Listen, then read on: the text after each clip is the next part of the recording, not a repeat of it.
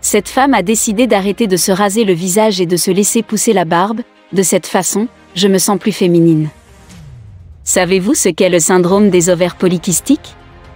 Également connu en médecine sous le nom de SOPK, il s'agit d'un trouble hormonal qui entraîne la pousse de poils sur le visage et d'autres parties du corps chez les femmes, un syndrome qui n'est certes pas facile à gérer mais qui peut être ralenti et contrôlé grâce à des médicaments et des thérapies spécifiques. Cependant, être affecté dans l'enfance et l'adolescence peut être un problème majeur, compte tenu de ce que les autres peuvent penser. Une femme britannique a connu cette situation dans le passé mais n'a plus honte de son apparence. Voici Rose J, une femme britannique d'une quarantaine d'années qui souffre du syndrome des ovaires polykystiques depuis son plus jeune âge. Au début, ses parents ne savaient pas comment contrôler ou même arrêter ce trouble hormonal très ennuyeux, surtout d'un point de vue esthétique.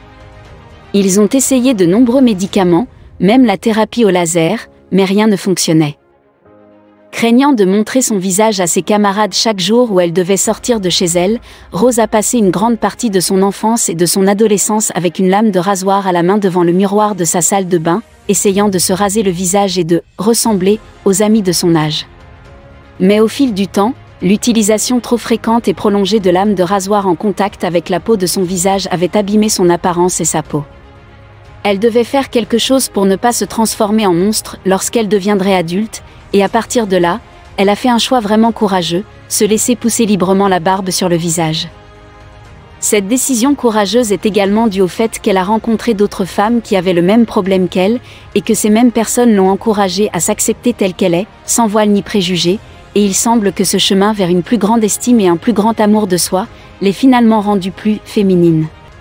De plus, selon Rose J, de nombreux hommes l'ont approchée après qu'elle ait décidé d'ouvrir une page Instagram où elle pouvait dire au monde ce qu'elle est vraiment, sans aucun filtre ni aucune crainte.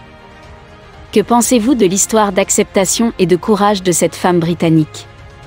A-t-elle eu raison d'abandonner l'utilisation des lames de rasoir et de briser ainsi les préjugés sur le syndrome des ovaires polykystiques? Dites-le nous dans les commentaires.